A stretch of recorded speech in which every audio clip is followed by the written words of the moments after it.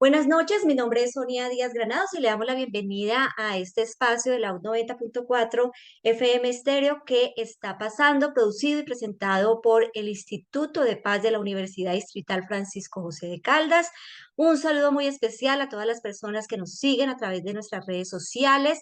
Les voy a recordar las redes sociales para que los tengan en cuenta porque también transmitimos a través de nuestras redes sociales en Instagram y en Twitter estamos como @ipasud, en Facebook como ipasud, Instituto de Paz de la Universidad Distrital, en YouTube como IPASUD U Distrital y en la página web que estamos haciendo una transformación para que ustedes ingresen y consigan toda la información de nuestro instituto. Estamos como ipasud.udistrital.edu.co.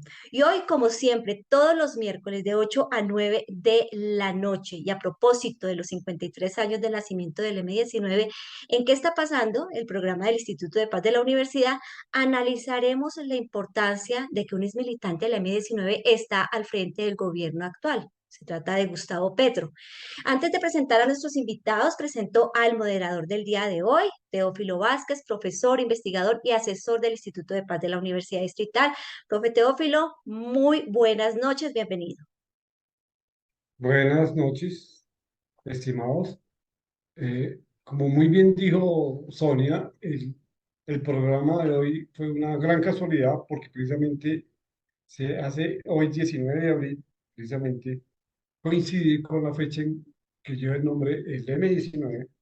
Ahorita vamos a hablar en detalle con nuestros invitados sobre esa fecha tan importante y sobre todo especialmente también coincide con que el programa lo que hicimos hacer a propósito de honrar la memoria de lo que fue el M19 en la historia de este país, sus luces, sus sombras, sus aportes, pero también la importancia y el que tiene en la historia de este país que un ex militante de un movimiento guerrillero, como fue el M19, esté actualmente en la presidencia.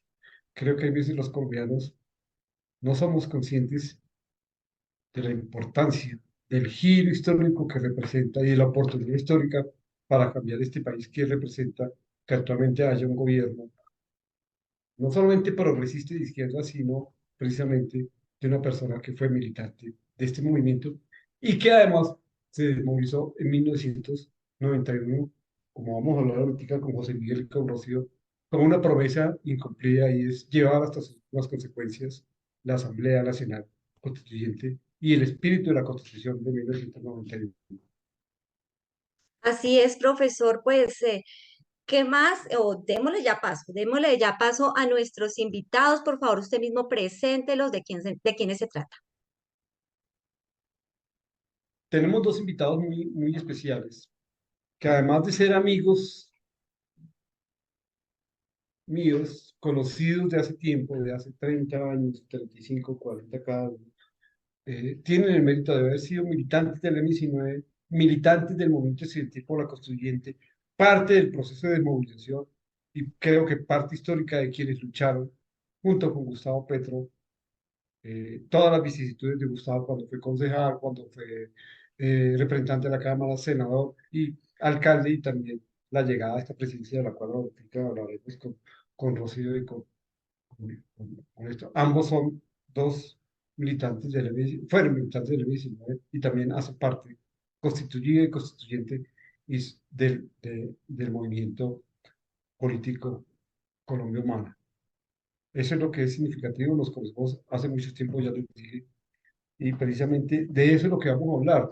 No solamente, como hablábamos con José Miguel, no solamente de una discusión académica y un poco acartonada de lo importante que es, de lo que fue la Constituyente del 91, de lo que fueron las vicisitudes del M19, del fracasado proceso de negociación con Belisario, de lo que fue el Palacio de Justicia, sino esas otras, yo les insistía a ambos, lo que quiero que hablemos es esas otras caras del M19 que el país desconoce, por ejemplo, la importancia que jugó el M19 rural que se insertó en el Cauca, el M19 que está con Marco Chalita, ¿cierto? El M19 que tuvo una influencia histórica importante en Siloé, el movimiento social comunitario que construyeron en el suroriente de, de, de aquí de Bogotá, que fue, que está por rescatar, con Pepazo, ¿te acuerdas? Bueno, pero eso lo puedo recuperar Etcétera, con etcétera. con la mona que es específica. fortísima.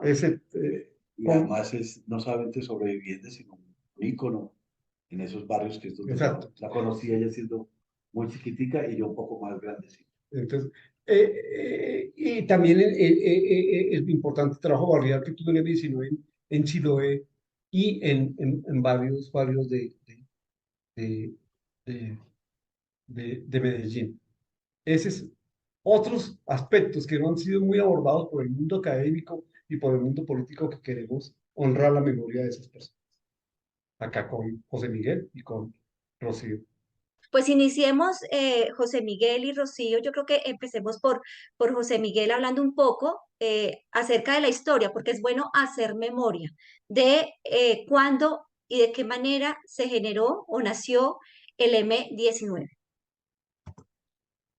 Bueno, primero muchísimas gracias por invitarnos a Rocío y a mí a compartir esta conversación que hace parte, que es compartir como en buena parte nuestra vida y nuestras apuestas. Eh, y habría que decir que hay no una disputa, sino que uno podría decir que el M-19 tiene como tres momentos en su nacimiento, si se quiere, tres partidas de bautismo.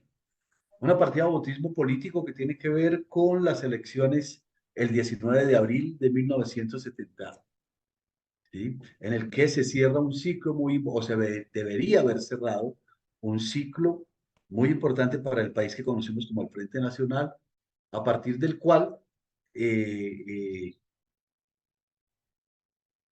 el Partido Liberal y el Partido Conservador, como parte de un acuerdo político para cerrar el ciclo de violencia de los años 50, el Partido Liberal iba a gobernar 4 años, posteriormente el Partido Conservador 4 años, a los 4 siguientes el Partido Liberal y luego a los 4 años siguientes el Partido Conservador. Eh, Apareció la figura de Gustavo Rojas Pinilla y gana las elecciones y hay suficiente evidencia de orden intelectual, científico, político y judicial para decir que le fueron escamoteadas o robadas las elecciones el 19 de abril de 1970. Y es a raíz de esa fecha que nace un movimiento 19 de abril. Tiene que ver con una demanda, digamos, de orden armada y política frente al robo a la decisión del constituyente primario de ese entonces. Esa es una fecha que algunos consideran como el nacimiento del movimiento 19 de abril a partir del fraude. Hay un segundo momento que es la recuperación de la espada de Bolívar, tan en boga a partir de, tan en boga en el gobierno del presidente Gustavo Petro, que es un operativo que se produce el 17 de enero de 1973, 74. ¿Sí? O sea, se acaban de cumplir 49 años de la recuperación de la espada de Bolívar. Eso digamos, es como una segunda fecha. Esas dos fechas son sobre las que se discute. No se discute, sino digamos que las dos partidas de bautismo del M-19, ¿verdad, Monita? A propósito de eso, José Miguel y Rocío, fíjense que buena parte de la literatura y la bibliografía secundaria dice que el M-19 nace de parte de los anapistas que estaban absolutamente en contra del robo de las elecciones, como una maniobra de Carlos Lleras y Misael Pastrana y del jefe de Misael Pastrana, que era Mariano Espina, para escamotear el resultado electoral de los años 70, que indicaban que mayoritariamente había ganado Rojas Pinilla. Y el otro pedazo de la gente que venía de las FARC y del Partido Comunista, que en pelea por diferencias políticas con las FARC, decide fundar el M-19 para radicalizar la situación, como como Carlos Pizarro, como el mismo Jaime Bateman, del cual hablaremos ahorita, porque me parece que es una figura casi mítica. Pero hay otro movimiento más cultural que hace parte constituyente de esos tres corrientes, que es el movimiento de comuneros. Hablemos del movimiento de comuneros, que casi nadie lo tiene en la memoria. Digamos que Comuneros es una confluencia de diferentes hombres y mujeres, la mayoría de ellas jóvenes, bastante urbanos, la mayoría de ellos, que no hacían parte necesariamente de 5 grupos que conforman la base inicial del M19, los fundadores del M19. Uno primero, son 4 grupos. Uno primero es, la base fundamental es la ANAPO, ¿sí? La Alianza Nacional Popular. Es la base fundamental, digamos, de esa construcción del M19. Varios de ellos eran o habían sido parlamentarios, entre ellos Israel Santamaría, por ejemplo, que pues mi mando durante muchísimo tiempo. Estaba el mismo Alfonso Cabrera, que ahora hace parte de la dirección del de Colombia Humana. Anduvo Ever Bustamante, que luego estuvo por otros caminos, pero digamos, hay Toledo Plata. Carlos Toledo Plata, el médico. Es bastante larga la lista. Un segundo grupo son los ex-FARC, entre los cuales están Jaime Bateman, que había sido expulsado de la Juventud Comunista, Álvaro Fayad, un poeta e intelectual, pero un profundo poeta, un poeta de muchísima calidad. Se le conoce poco en ese campo, y de quien viene una recuerdas la consigna y la propuesta de ser gobierno. Todo esto que hablamos nosotros de ser gobierno, digamos, es una construcción a partir de la reflexión de Álvaro. Hay también un núcleo de excelenos, ¿sí? Recuerden que se había presentado todo el tema de la gran crisis de Anorí, el proceso de replanteamiento, etcétera. Y hay un grupo de helenos y un grupo de cristianos, ¿sí? De cristianos de teología de la liberación, más los comuneros, y eso es como la base inicial. Pero había otros. Yo le acabo de, en estos días que estoy hablando con Vera, a propósito de la recuperación de la espada de Bolívar, le pregunté, ¿cómo te enteraste? La monita se va a reír del nacimiento del M19. ¿Cómo ingresaste al M19? Y me dice, mira, yo estuve en el operativo de la espada de Bolívar. Me entregan la espada de Bolívar, yo la bajo, le entrego en un carro y me voy por mi casa. Y cuando estoy en mi casa escucho una noticia que dice, atención, movimiento 19 de abril, se roba la espada de Bolívar, y dijo, uff, soy de la M19. Ese día fue que se tiró. Es un poco las cosas que van pasando en ese grupo, que era más una forma de ser, una forma de sentir, una forma de pensar, una forma de reaccionar. Y ese es el día que se entera. Así que Pero, es muy difícil ir diciendo dónde se pone o dónde se pone el nacimiento del héroe. pero para que esta no sea una cosa tan patriarcal, Sonia tiene una pregunta para Rocío. Y además a Rocío también quiero, en homenaje a su familia, hacerle una pregunta. Parte de esa tradición anapista eran muchos mayores de la policía retirados, que fueron activos y ya que se habían retirado, que eran anapistas conservadores, pero que eran profundamente anapistas. Buena parte de hijos se metieron al M19, entre esos aquí, mi amiga reciente. Primero, que Sonia le haga la pregunta, y segundo, en homenaje a la trayectoria de tu familia, quiero que nos digas cómo es esa tradición de las personas retiradas de la fuerza pública, conservadores anapistas, que se optaron por el M19. Bueno, O Rocío, el a mí caso me de Rosa. gustaría que nos dijera, nos explicara qué diferencia eh, hay de la guerrilla del M19 en su momento con otras guerrillas, porque el M se diferenció. Lo principal es que no era marxista, pero pues unas diferencias que pues salían de allí, ¿cuáles podrían ser pues para tenerlos en cuenta? Gracias, Sonia. Primero que todo, yo quería apuntalar algo sobre lo que estaba hablando José Miguel, estaba que me hablaba, frente a que, digamos que los momentos de nacimiento del M19 básicamente es uno que es el real como tal, que lleva a la construcción de la organización del movimiento, ¿cierto? Pero no es público, que es el robo de las elecciones del 70. Ahí empieza todo el proceso, el nacimiento real del movimiento. Y ya la fecha del robo de la espada de Bolívar es como la salida oficial al público para pues lograr la conexión con la gente como se logró.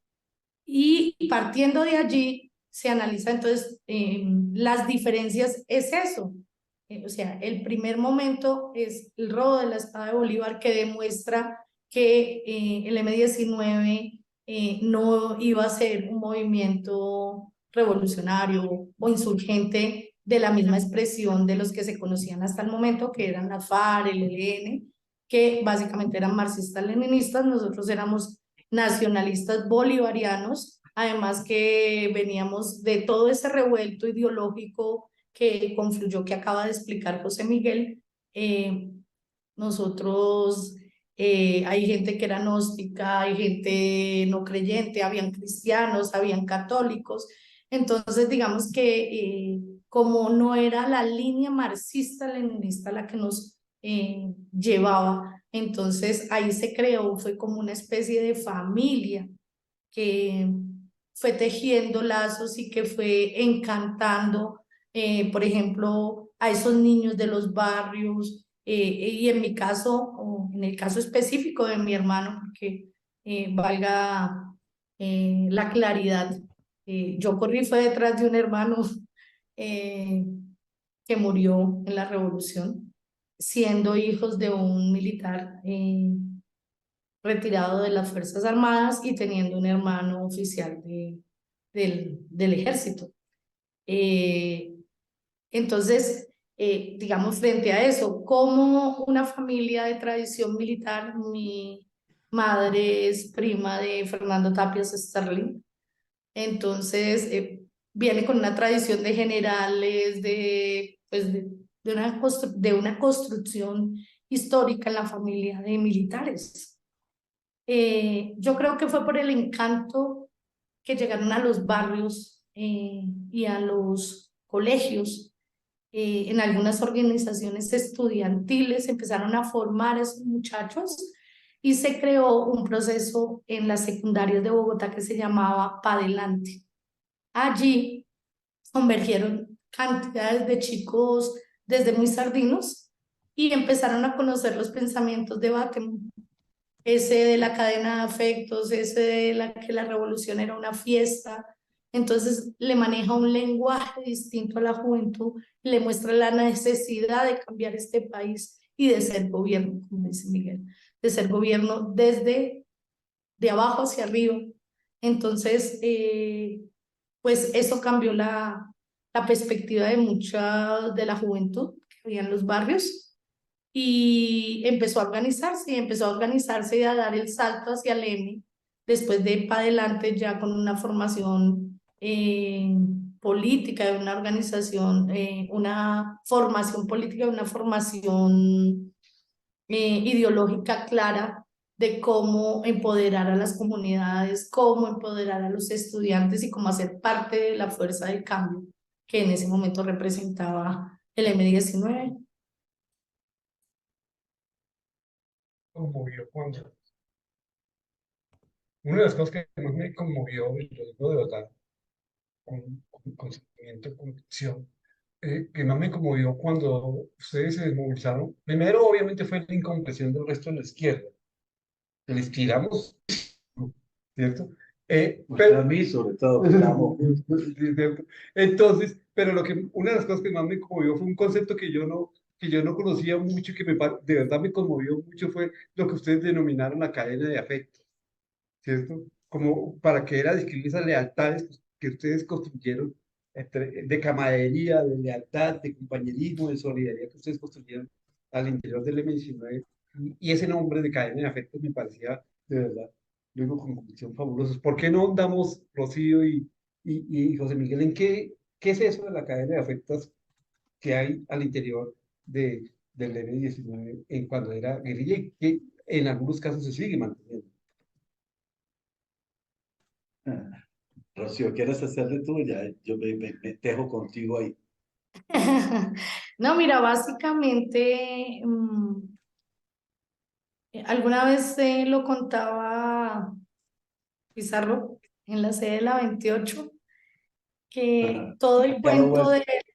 de la cadena de afectos ni siquiera había nacido de Jaime, sino de Jaime Batman, que era nuestro principal comandante e ideólogo, sino que nació de su mamá. Y él cogió todo ese carreto que del que hablaba su mamá. Su mamá era una mujer que creía mucho en el afecto y era una mujer estructurada políticamente de izquierda. Entonces la mujer consideraba que los afectos, lo dice por ahí una canción, de la mamá, de la amante, de la hermana, de la amiga, de los combatientes, compañeros, lo protegían a uno y uno entregaba la vida por ellos y ellos por uno. Entonces digamos que nosotros, a eso me refería cuando decía que nosotros somos como una familia, podemos hasta pelear y tener diferencias, pero nos consideramos hermanos. Entonces es eso, creamos como un nicho de relación interpersonal, de corazón, creyéndonos familia, creyéndonos que los unos nos protegíamos a los otros y en serio que eh, pues podíamos creernos inmortales por ese afecto, porque nos protegía ese afecto. Además que un hombre como Afranio Parra lo complementó con unas ideas maravillosas que fueron la agilidad del jaguar, la transparencia del cuarzo, o sea que nos invitaban a ser absolutamente transparentes, absolutamente entregados y absolutamente sinceros en la lucha que estábamos asumiendo. Entonces, pues imagínate, o sea, acá no hay marxismo, acá no hay poder, acá es una mano de chicos sintiendo desde el corazón y sintiendo desde las entrañas cómo cambiar este país, como que la gente no fuera torturada, no fuera encarcelada por pensar distinto. Entonces, eso daba la fuerza pues, para entregar la vida, así como lo hizo mi hermano, que murió muy chico, murió de 22 años y murió creyendo que esto era posible y pues hoy lo estamos viendo a partir de Gustavo Petro. ¿Cómo es? ¿Qué es la cadena de efectos? Digamos que hay una, como lo dice Rocío, digamos, se produce una conversación entre Jaime Bateman, que era bastante amigo con quien estaba conversando, que lo estaba entrevistando, que es el maestro Molano. Y Alfredo le pregunta, ¿cómo te cuidas? ¿Estás solo? Normalmente cuando me veo contigo, ¿estás solo? Eh, entonces él le dice, mira, mi madre es gnóstica, la madre, doña Clementina, es gnóstica, y entonces mi madre hace unas reuniones los días jueves o algún día de la semana en torno y construyen una cadena, se toman de las manos y me protegen. Me protegen a mí, nos protegen a la M19, y es donde pone entonces eso que estaba manifestando Rocío, dice textualmente, Jaime empieza a contar lo que es la cadena de afecto, dice que la cadena de afecto nos libra de la muerte, nos hace casi inmortales, o por lo menos impide que lo maten a uno de repente, así más. Y empieza a desarrollar todo el sentido del amor, eh, que es un poco el desarrollo del amor eficaz, pero puesto en la piel que él había aprendido de Camilo Torres, porque Jaime Bateman, siendo militante de la JUCO, él era la seguridad, eso se conoce muy poco, pero él era el jefe de seguridad de Camilo.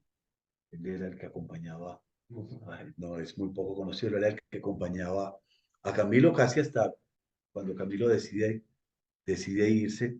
Pero digamos que ese es el juego y como lo teje Rocío me gusta muchísimo porque es un tejido con el jaguar y el tejido con el jaguar, digamos, es como la fuerza de la revolución no está en los músculos del jaguar, sino en su instinto. Quienes fuimos guerrillos sabemos que el instinto es el que nos libra también de la muerte y el elemento mágico del cuarzo y de la transparencia, pero todos ellos juntos para seguirlo tejiendo es 100 años de soledad. Cuando tú ingresas, cuando ella ingresó, yo ingresé, Rocío y yo nos conocimos, yo creo que Rocío era menor de edad, cuando yo la conocí, nos conocimos en el M19 en el suroriente de Bogotá, yo venía de Antioquia, era un poco mayor, bueno, mucho más mayor, se nota que soy mucho más mayor que, que, que Rocío, pero se conjuga en 100 años de Ya no soledad tanto, Miguelito, ya no tanto, ya no te ves tan mayor que yo. cuando nosotros ingresábamos al M19, entonces pedíamos la línea. Bueno, ¿cuál es la línea? Y te entregaban 100 años de soledad. Y de hecho, muchos de los nombres que tuvimos o las chapas que llamábamos, que uno se cambiaba, eran de 100 años de soledad. Por Ujú. ejemplo, por ejemplo, Laureano. eh, el presidente Gustavo Petro, cuando yo lo conocí, que lo Laureano. conocí en el 82, se llama Aureliano.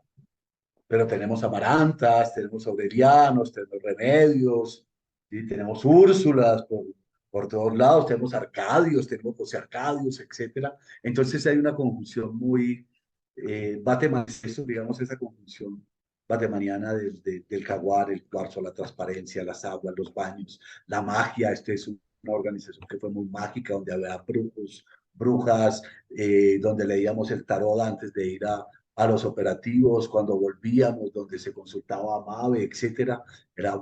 La verdad es que es una organización profundamente mágica.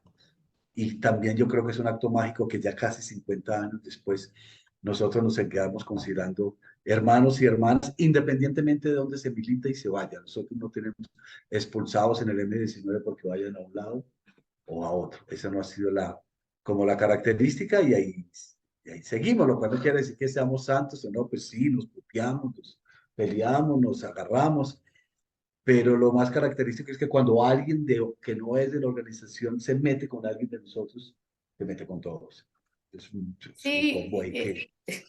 digamos que hay personas que están en el Partido Verde, hay personas que están en Colombia Humana, hay personas que están en el liberalismo, o sea, hay que personas que estuvieron en el centro democrático. están en el centro democrático y pues uno puede tener diferencias, pero no dejan de ser hermanos de uno y son la familia de uno. Yo hace unos días hablaba, compañero, con el Rolo y su esposa, ¿Sí? entonces yo le decía eso, pues, hermano, es que nosotros somos hermanos, hermanos.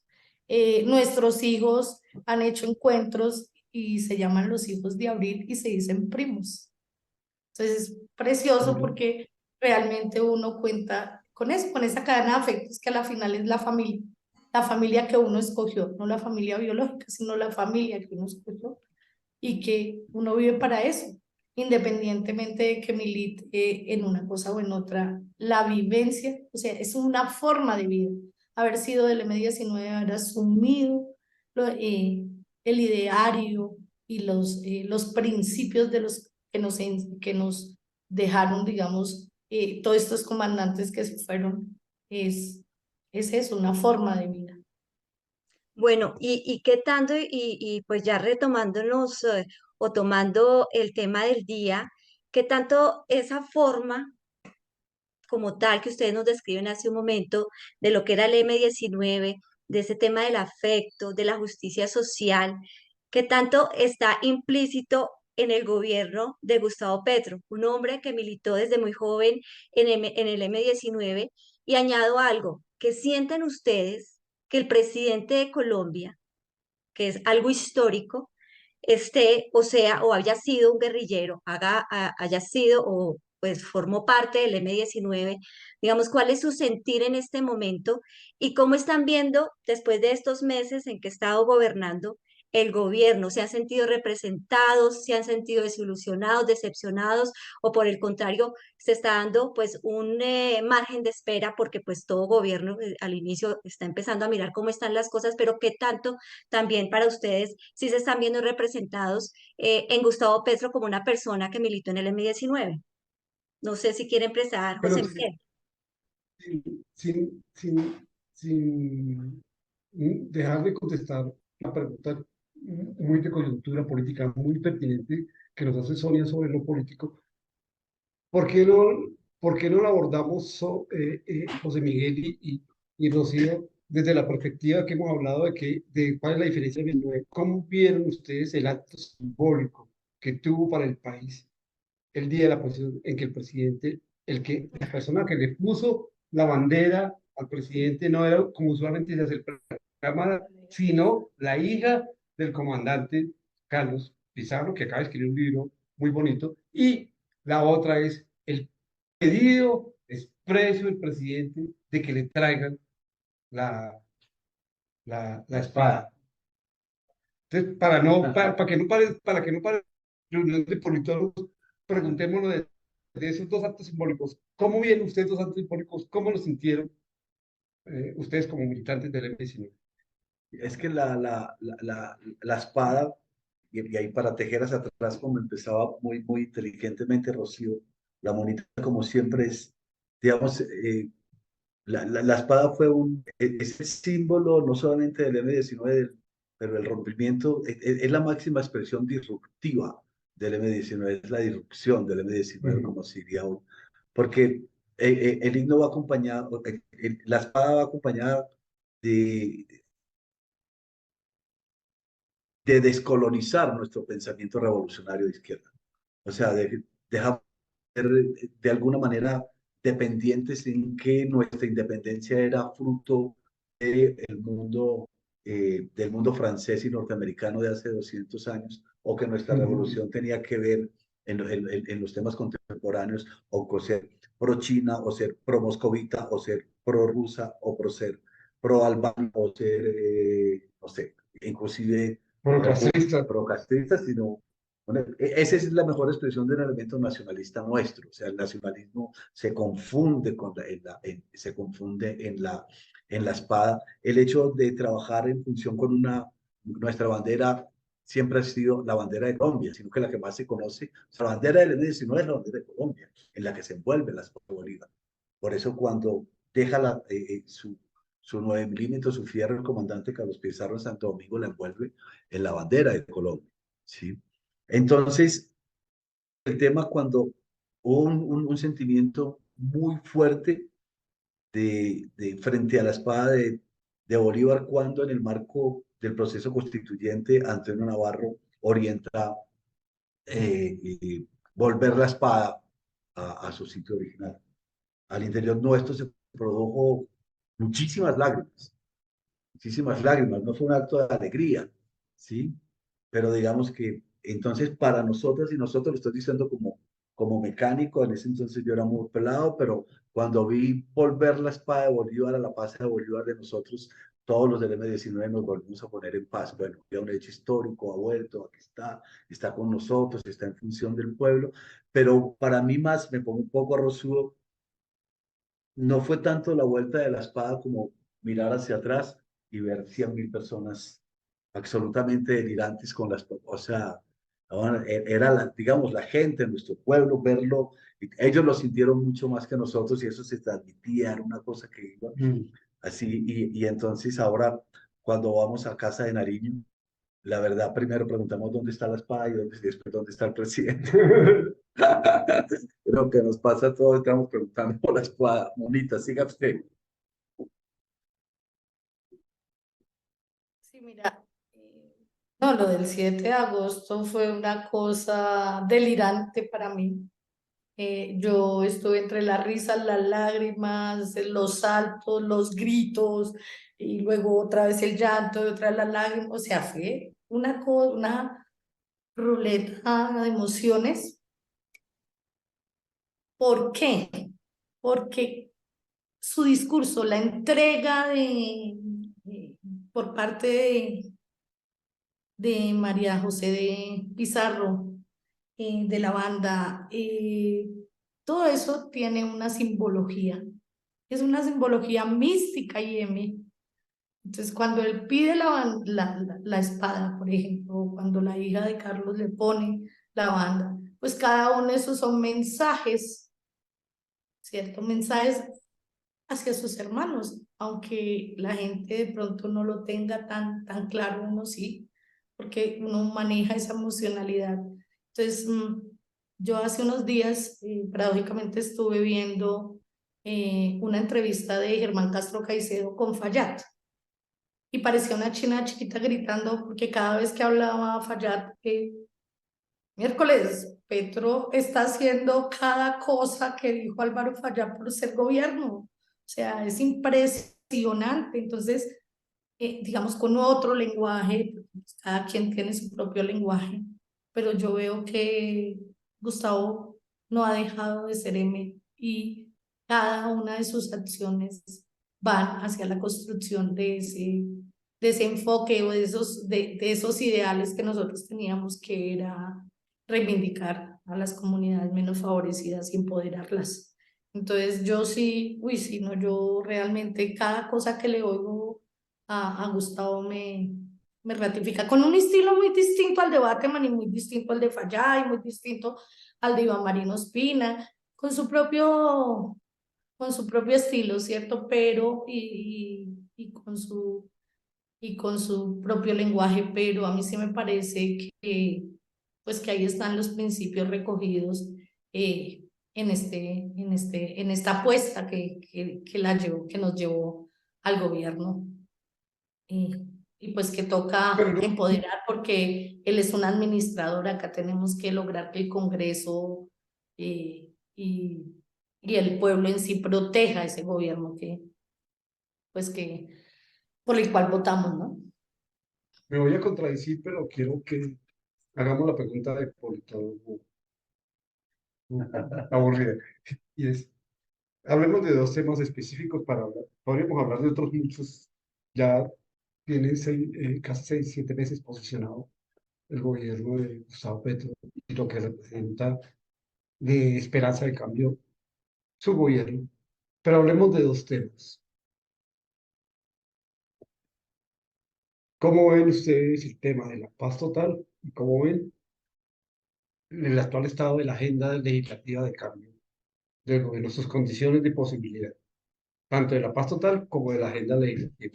Digo que es la pregunta de por qué lo aburrido. Es que Sí, pero yo veo, yo comparto plenamente con Rocío digamos, en el continuum histórico que tiene el presidente Gustavo Petro como síntesis de la propuesta, no del M19, de la propuesta del M19 que logramos instalar con dos versiones muy interesantes en 1990, también profundamente disruptivos. Uno, vamos a dejar las armas. Vamos a dejar las armas para sentarnos a negociar. No vamos a sentarnos a negociar para dejar las armas. Y es un poco también un mensaje para hoy, para el que nos escucha. O sea, la decisión de dejar las armas y de firmar un acuerdo de paz no pasa por una negociación. Se negocia otra cosa, pero te sientas o si no, no vas a construir la decisión en una negociación. Bueno, Y entonces, digamos, este proyecto de paz, y el segundo es el pacto y el acuerdo, y por lo tanto la Constitución de 1991. De tal manera que la propuesta que se hace hoy desde el gobierno de cambio de una paz total tiene también una sintonía histórica. Y esa sintonía histórica es la necesidad de hacer las rectificaciones necesarias. De hecho, el documento central que presenta el M19 al país cuando estamos acampamentados, allá recordarás, en Santo Domingo. en Santo Domingo Cauca, el documento se llama las tres rectificaciones. Las rectificaciones en la política, las rectificaciones en la economía y las otras rectificaciones que tienen que ver con el tema del gobierno. Y esas rectificaciones las estamos reclamando hoy para una paz total, pero rectificación de todos los lados, sin superioridad moral. Nosotros nunca nos sentimos superiores morales al ejército y a la policía. Si tú te sientas con el ejército y la policía o con el gobierno en el ejercicio de que yo soy moralmente superior a usted, ¿sí? No es un camino de paz, no es un Perdón, camino de concertación, no es un camino de no puedo encuentro. dejar la tentación porque una de las cosas para que haya reconciliación en ese país, y creo que ustedes desde el comienzo lo leyeron muy bien, es hacer otra lectura de la fuerza pública. Mientras la izquierda no haga otra lectura de la fuerza pública, vamos a seguir teniendo problemas graves. ¿Sí? Es un acto. Y me gusta mucho porque me parece que ustedes lo resumieron en una frase que me parece que lo decía, ¿te acuerdas de la famosa y bonita frase de Pizarro antes de Las Fuerzas Armadas. pasa las Fuerzas Armadas, guerra a la oligarquía Y vida a la nación. y vida a la nación? Bueno, hoy que hemos quitado lo de la guerra, pero digamos que en su conjunto hay, perdón, Marita, está el continuo. Entonces, la paz total es un continuo. ¿Quiénes tienen que estar? Todos. Nadie puede estar, ni debe estar por fuera de la paz total. No hay quien sí merezca la paz mona, ¿verdad? Y quien no la merezca. No es, la paz no es un merecimiento, la paz es un derecho. Y además nosotras y nosotros tenemos una obligación, la posibilidad que nosotros tuvimos de no heredarle la guerra a nuestros hijos. Es una posibilidad que le tenemos que dar a los otros seres humanos que están en la guerra, cualquiera sea el grupo donde estén, para que ellos no tengan que heredarle a sus hijos el conflicto que nos heredaron nuestros padres. Y eso lo podemos hacer de manera conjunta, sin superioridad moral.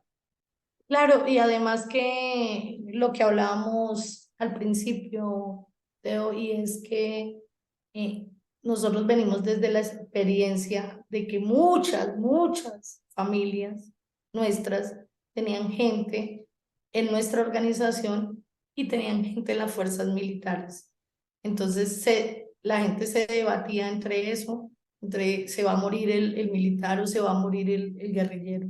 Y nosotros logramos, sí, como una sintonía.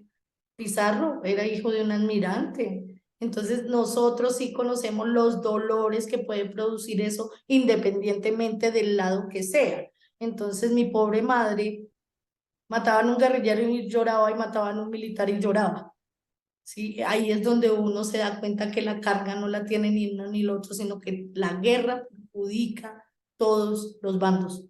Y si no nos desarmamos del orgullo y de la pretensión de ser más que el otro, pues no lo logramos. Entonces ahí sí tenemos que tener claro que que los egos tienen que bajarse para poder lograr esa paz total de la que estamos hablando. ¿Recuerdas, Monita, que cuando nosotros nos hicimos la dejación de armas el 9 de marzo? Es increíble. El 11 estábamos en elecciones. Todavía no hemos terminado de bajar. El 11 estábamos en elecciones. ¿Y sabes quién fue el candidato al Senado de la República por el N-19? El general Matallana. Que poco se recuerda, pero era el general Matallana, o sea, el representante nuestro. Y a la Cámara, sí, todavía no teníamos esas discusiones tan interesantes feministas, era una mujer, o sea, la mujer. En esa dimensión de continuo histórico, es una recuperación post, pues, nosotros éramos muy pelados en ese momento, hacíamos otro tipo de cosas, pero igual como la chica, o sea, ¿quién negoció con el Estado? Pelaban un monstruo y puta que me dieran perdón, que no sé cuánto, y salió una chiquita de unos 50, Carmesa Londoño, ves, hay continuos de rollo, entonces vuelvo y lo pongo, esa pelea tan profunda que se da el compañero presidente Gustavo Petro en función del reconocimiento del lugar propio que las mujeres se han ganado, no tiene que ver con una moda. Eso que acabas de decir me parece una frase divina, porque una de las cosas me conmovió también mucho la carta que la ministra de Cultura, Sí, Patricia Patricia Isa, dice, sí, que la instituyeron como la instituyeron.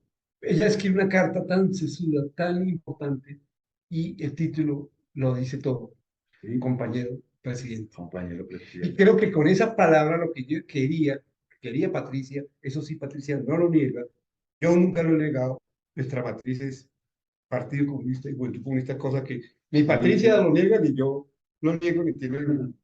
Pero mira esta Por cosa, tanto, Lina, me parece orgullo, me parece orgullo. Y lo digo porque parte del título, la carta que ella le dice, le escribe a Gustavo, es compañero presidente. sí, sí, Y creo sí. que es para decirle al país, a nosotros, a los de izquierda, que Gustavo esté en la presidencia, compañero presidente, ella lo dice, y la manera en que escribe la carta es no tanto para revelar de que me sacaron o no me sacaron, es para revelar, dice, mire, es mucho más importante si me sacan o no me Así sacan, es. sino el proyecto que hay detrás de eso. Eso me parece una carta tan bonita de Patricia. Como es tan importante, y yo quisiera que desarrollara eso, Rocío, porque no se pone. O sea, hay una gran dificultad. Imagínate que tú sabes la amistad que yo tengo con Patricia de hace muchísimos años, de cuando José intentara hacer teatro chiquitico y salí del teatro, la candela para el teatro de operaciones. Es que hay un elemento que poco se trabaja cuando el presidente sale del país hoy. Cuando el presidente sale del país, quien está encargada de la presidencia es la compañera ministra Gloria Ramírez, que es militante del Partido Comunista y mujer. También hay que poner Muy bien. en la dimensión abierta. Matallana en un rollo hace tantos años, Vera en un papel, ahora Gloria en este papel, los otros en este papel, el papel de la juventud. Entonces yo me siento como muy representado en ese mundo, en esa disruptividad. Y termino con, o dale, Monita, tú para yo contar, armar otra cosa que quisiera decir que me parece como de la gran disruptividad del presidente. No, frente a lo de Patricia, sí, obvio, el inicio de la carta es un mensaje contundente a toda la nación y es decir, independientemente de que me vaya, hay que darle un reconocimiento a nuestro compañero presidente. Pero, digamos, yo que tuve la posibilidad, yo trabajé con Gustavo Petro en la Cámara, yo fui su asistente. Gustavo es un hombre práctico. Y si él en este momento se la está jugando el todo por el todo, que es que él lo dijo, él no va a poder generar los cambios totales, él va a iniciar un camino que tenemos que proteger y construir todos, ¿sí? Pero él también es un hombre práctico y sabe y tiene claro que si las cosas no funcionan y si no se hace como debe ser, pues esto va a ser una oportunidad perdida y nos tendríamos un retroceso de 50 años frente a que a este gobierno no sea efectivo. Entonces, independientemente del afecto, del cariño, también se tienen que tomar decisiones. Y las decisiones y la apuesta está por encima de los seres humanos y de los amigos y de los compañeros. Estamos pensando es en un proyecto de nación, en un proyecto de todo nuestro pueblo. Ya armaste la idea. No, lo que estaba contando en esa otra cosa que me parece muy, voy a seguir utilizando la palabra porque ustedes son intelectuales, entonces el tema, en el tema de la disruptividad, estaba escuchando al presidente, compañero, diciéndonos hace tal vez unos 15 días en una entrevista con Alfredo Serrano de la CELAC. Y Alfredo Serrano le pregunta de dónde estaba la revolución hoy, porque él decía que reconocían a Gustavo Petro como un nuevo líder mundial. ¿Sí? Entonces, pues decía, mira, los chalecos amarillos en España, en Francia, en esta refriega, en esta disputa que tienen con Macron, están planteando trabajar menos, mientras que lo que propone Macron es más trabajo. Antaño, y hasta no hace mucho, nuestra pelea en la revolución era por el derecho al trabajo. Hoy la revolución por el derecho a trabajar menos y tener más gozo, tener más recreación, es decir, el reino de la libertad más socio. A mí me parece que esa frase, cuando él la va trabajando, pinta una manera marxista súper interesante de mirar de otro rollo, porque, o sea, evidentemente él es un marxista, pero digamos, con una lectura mucho más fresca, pero ese tema del reino de la libertad para el goce tiene que ver mucho con el M19 en su línea histórica, porque la palabra fundamental nuestra era hay que sollárselo, que era una forma muy mecánica de decir gozárselo, incluido el cuerpo. El cuerpo no era una negación en nuestro mundo. Nuestra vida con el cuerpo era una vida era más atada a la libertad y al amor y a la moral y a la decencia, cosas de ese orden, siendo profundamente hermoso, pero el cuerpo andaba en nuestra dimensionalidad y el cuerpo está puesto hoy. Está puesto hoy. No me cabe duda. Pero sigamos honrando memoria para volver al pasado. De personas que se lo merecen, dado la trayectoria del M19 en el país, de lo que representó como guerrilla, como movimiento, que como tú has dicho, insistido y está muy bien, Juan Miguel, irrumpió en la escena de las guerrillas rurales marxistas, eso ya está dicho. Pero hay personas que creo que me merecen un cariño, un respeto y un interés político y académico muy grande. Uno de ellos son dos. Marco Chavita en el Caquetá y Afranio Pablo como poeta, como, como una persona que enseñó cómo es una guerrilla urbana diferente, cómo se trabajan los barrios. Creo que representaba y encarnaba ese M19 que trabajó en las ciudades. Rocío estuvo mucho más cerquita que yo De de él. de los hijos de Afranio, ¿te acuerdas? De- y de Marcos. Pero digamos que hay como dos vertientes ahí, pero yo espero que tú lo pongas y ponerme un poco ahí si es necesario. De lo que significó Marcos y lo que significaba Afranio, que ya lo habías puesto. Claro, mira, por ejemplo, a Franio, lo que tú dices, Teo, o sea, hay que reivindicar a Franio frente a ese trabajo barrial, a esa entrega con la gente, a ese buscar cómo superar las necesidades de los barrios, de los niños. No, o sea, es que Afranio era el afecto encarnado, el afecto encarnado en los barrios, con la gente, con las necesidades de la gente. Y esa organización de cómo organizar a las comunidades, cómo empoderar a esas madres cabeza de familia, cómo evitar el maltrato, porque en ese momento había mucho maltrato, pues lo sigue habiendo, pero era una cosa más soterrada, donde las pobres mujeres tenían que aguantarse que el marido les diera por el simple hecho de que trajera algo de comida para las casas y tener que aguantárselo. Entonces, ahí hay ejemplos de compañeras nuestras que llegaron con 4 o 5 niños a un campamento en los procesos de paz y no volvieron a salir porque se enamoraron de esta familia que era la familia M y se empoderaron y son lideresas y son mujeres fuertes. Entonces, digamos que yo soy abogada, pero construí toda mi vida desde la juventud, trabajo con comunidades y toda la vida he trabajado con comunidades y comunidades a partir de qué, de lo que me enseñaron mis compañeros del EMI. Y fue eso, meterse, sentarse en el papa, tomarse la cerveza, recibir el tinto del habitante calle, o sea, compenetrarse con la comunidad, ¿para qué? Para empoderarla a partir de que eh, pudieran organizarse y reclamar esos derechos que tenían desde lo histórico, de pronto el derecho a la gasolina, el derecho al médico, todos esos derechos, cómo organizar esas comunidades. Y Marcos, que tuve el gran honor de conocerlo y ser cercana amiga de él.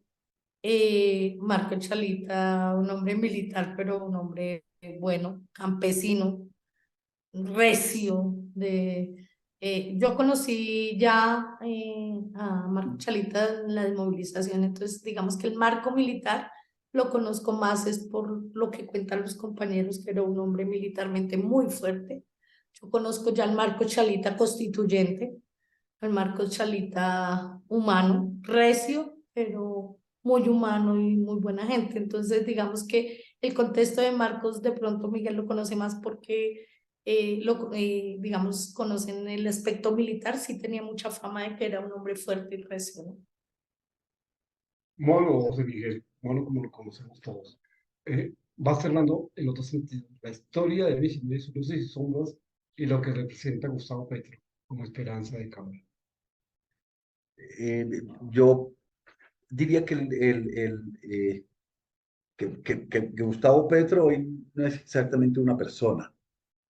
Yo no, ya cuando hablamos digamos que es la representación de una propuesta que tampoco se reduce al M19. Hoy Gustavo Petro no es la representación del M19, es mucho más amplio. Y entonces Gustavo Petro y la presidencia y el gobierno de cambio ya no nos representan. Nosotros y nosotros somos parte de ese gobierno de cambio bajo su conducción. ¿Sí? Entonces, y expresa, eso sí, expresa un proyecto histórico del conjunto de las izquierdas, del conjunto de la democracia del país, que viene de tiempo atrás eh, y que tenía que ver con la propuesta de asamblea constituyentes que se hacían desde diferentes procesos en el 84. Había un proceso de asamblea constituyente en las FARC, había un proceso de asamblea constituyente en el EPL, había una asamblea nacional popular de la gente del ELN, estaba el tema del diálogo nacional del M19, etcétera, la gente del PRT, y hay una conjugación de ellos, la constitución del 91. Así que yo creo que hay tres grandes disrupciones para pedirle a nuestro amado volcán del Ruiz que se quede calmita, que nos dé esperita, que no se vaya a atravesar en este proceso. Pero creo que hay tres grandes momentos en M19. Uno, tomar las armas. Dos, dejarlas. Es tan importante el tema como el dejarlas para avanzar hacia un proceso de pacto y de constituyente, tomar la decisión de ser gobierno, ganar las elecciones y ganando las elecciones ser capaz de tener la primera reunión con el presidente Álvaro Uribe. Y eso es lo que nos permite decir que la paz es total y con todas y con todos. Querida Rocío, No, yo creo que el mono acaba de recoger lo que es Gustavo Petro. Gustavo Petro no es Gustavo Petro, es una apuesta más grande que Lema y es darle la posibilidad a este país de que tenga un rumbo distinto al que nos tenían condenados hace 200 años y es reivindicar los procesos de organización de las bases, de las mujeres, de los chicos y de cada uno, hasta de los viejos, de cada uno de esas personas que conformamos este país y que queremos realmente tener la posibilidad de vivir momentos distintos y momentos en paz. Y entonces, pues yo pienso que él superó el proceso del M, siendo que reivindica cada uno de sus principios en su actuar y en el trasegar de lo poco que lleva, lo ha demostrado con cada una de sus intervenciones. bueno, no saben, muchas gracias a los dos, también a ti por la conducción del programa. Solamente quería hacer ese pequeño homenaje y espero que hayamos cumplido Ahí, nuestro objetivo. Y es que a propósito de que es 19 de abril mañana,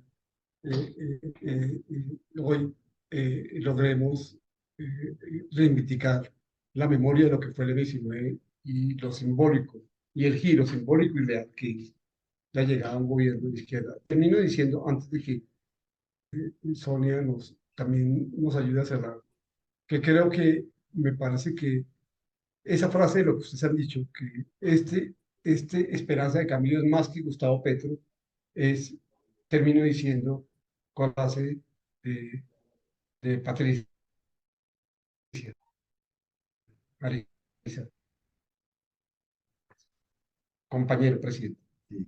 Y a nosotros, yo sé que él está de acuerdo, yo creo que es disruptivo el que la universidad haya decidido invitar a un par de milicianos, no un par de comandantes, a que nosotros los amamos profundamente, pero tienes un hecho simbólico bonito, un par de compitas que le tocó ahí, que lo hemos hecho en nuestra vida, pero es también la reivindicación, como lo hicimos de los indígenas, de los negros, de las mujeres, de los campesinos, de los milicianos, de los milicianos. Y termino de con la esto. miliciana. Termino con esto. Creo que lo digo por experiencia propia. Yo nunca había tenido tantos amigos conocidos en tan altos, importantes cargos de la gobierno. Eso ya es un indicador histórico que es esto.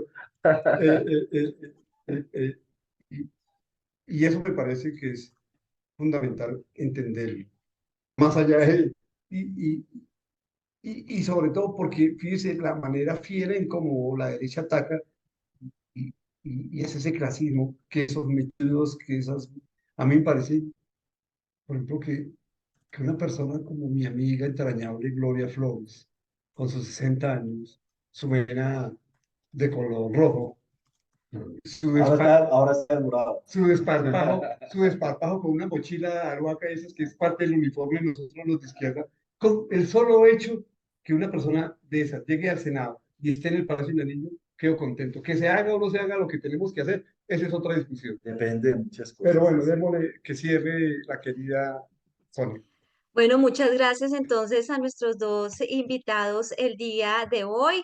tanto a José Miguel Sánchez, el mono, firmante de los acuerdos de paz del 1990, miembro de Colombia Humana y pues actualmente está con el gobierno de Gustavo Petro, y también a Rocío de la Esperanza Villamil Jaramillo, que hace parte de Colombia Humana. Muchas gracias a ustedes dos por esta conversación y también al profesor Teófilo Vázquez, investigador y asesor del Instituto de Paz de nuestra Universidad Distrital. Y antes de despedir el programa, les quiero hacer una invitación, y es que el próximo miércoles 26 de abril, en el marco de la versión 35 de la Feria Internacional del Libro de Bogotá, se va a realizar el conversatorio Educación, Arte y Cultura, aportes y abordajes para la construcción de paz en Colombia. En este conversatorio se presentará el dossier especial de la revista Ciudad Pasando, revista del IPASUD, edición 15.2, que fue ganadora de la convocatoria internacional realizada en ocasión de la tercera Conferencia Mundial de Educación Superior de la UNESCO en el año 2022. Entonces, muy invitados, 10 de la mañana, Corferias, Feria Internacional del Libro de Bogotá, en la sala José María Vargas Vila, y contará con la participación de Gloria Zapata, que es la directora de la Cátedra UNESCO en Arte, Educación y Cultura de Paz en la Fundación Universitaria Juan N. Corpas, y también la Universidad Distrital, y Santiago Niño Morales, docente e investigador de la Facultad de Artes ASAP de nuestra Universidad Distrital Francisco José de Caldas. No siendo más, pues nos despedimos a esta hora, miércoles en la noche. Nos volvemos a escuchar la próxima semana con otro tema de interés. Feliz noche para todos.